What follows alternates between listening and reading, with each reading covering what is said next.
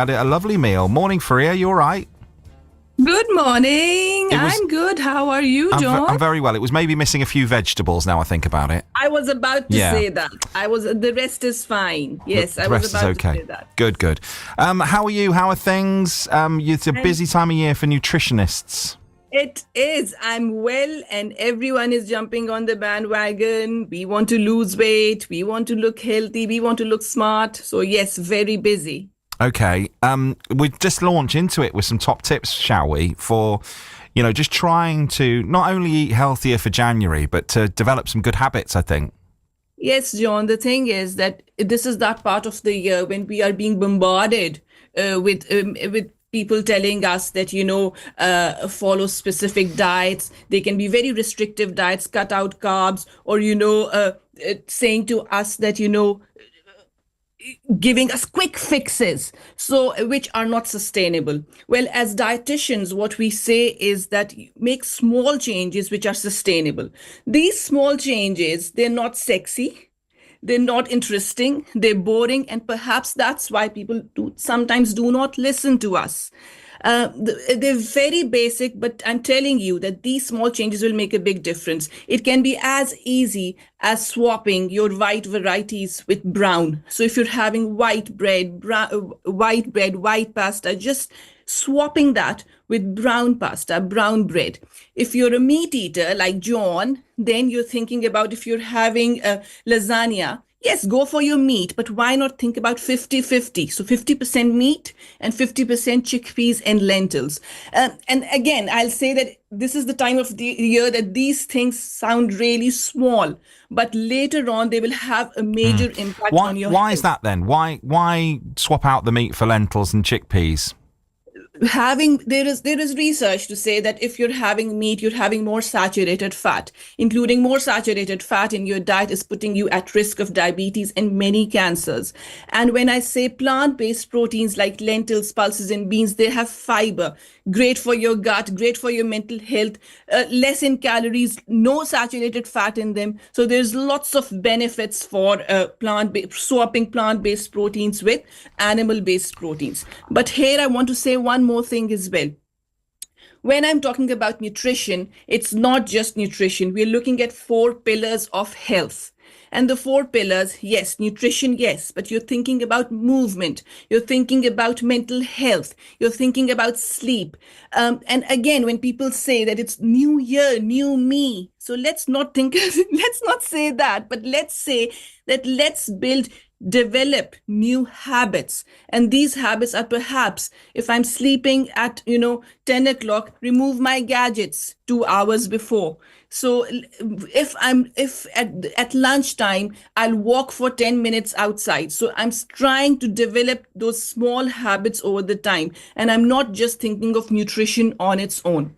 What about doing a diet where you ban foods for a bit if you've got quite a lot of weight to lose, and then being more balanced afterwards? Would you ever recommend that? So let's say banning carbohydrates, which I know a lot of people do at this time of year, or they ban sugar or refined sugar. What do you think of crash sort of diets followed by something better? Is that ever recommendable? John, we get this all the time. They're like, please, we will do it now. And once we lose the weight, we'll stick to it. The thing is, cutting out carbs is never an option. I would never ask for that option. And there are many reasons for it. One is that once you start having it, the weight will come back. Again, all day you will be thinking about carbs. Oh, I want to have that slice of bread. I want to have my sandwich. So that will come to you. And what will happen is you'll feel like having it. And once you have it, you'll have it even more than you used to have it because you feel deprived. Another thing is, if you're cutting out carbs, you won't get energy because carbs break down into our body, changing into energy. They are the first priority of our brain. To work, we need carbs. Our brain needs carbs. So you're not getting carbs. You won't be active. You won't be able to communicate properly. You'll be always agitated. You'll be always irritated. But if you go into ketosis, your body burns its own fat for fuel, doesn't it? It does, but have you ever heard that people who go through ketosis, what sort of process they go through? Yeah. They've got 3 days headaches, awful. they've got bad breath, they're tired, they're lethargic, and ultimately, no one can be on no one can be on a ketogenic diet for life. Always ask yourself. What I say is always ask yourself, can I do this forever? Yes, if I can do this forever, I'll say go for it, do it. But if you can't do it forever, then you can't sustain it, then there's no point. Do you, as a nutritionist, learn about people who are addicted to food, who think they've actually got a problem where they're addicted to it, or binge eating, all those sort of things? Yes, and that's why, John, I talked about mental health. We talked about 4 pillars, and it's sometimes, we should never blame anyone for if they think I'm addicted or if I'm eating. There's so many things. There's so many factors. There's so many other factors. So yes, we as dietitians, we work along with all these 4 pillars together, not ignoring one of them. Should we count calories?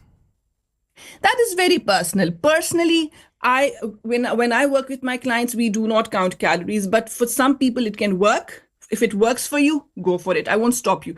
But for some people, they're so bogged down with it, counting calories. I had this, I won't go for lunch with you because then I'll go up with my calories. So if it is getting into your life, and you're always counting your calories, then perhaps not. But if it's something you're comfortable with, go for it. Would you have lots of small meals, or would you go a long time fasting and break your fast? That's become a trend of not having anything only eating in a small window of the day. What do you recommend? Then again, it's very personal. As far as fast is concerned, I would always say 12 hours you should be fasting for at least 12 hours. So for example, if you had your meal 8 o'clock in the evening, I would recommend that the next meal should be 8 o'clock in the morning. So 12-hour fast is good. Apart from that, the other 14 hours, 18 hours, then again, it's very personal. A person, the idea is to eat less. So if a person who after 18 hours can still regulate their meals, that's fine. But for me, if I don't eat for 18 hours, I will overeat and I'll start having larger portions. So what's the point? So that's why the answer to your question is that it's very personal. At the end of the day, make sure that you are including a varied diet with all food groups in it, regardless if you are fasting or not. Faria, I could talk to you all day. But I know you're busy.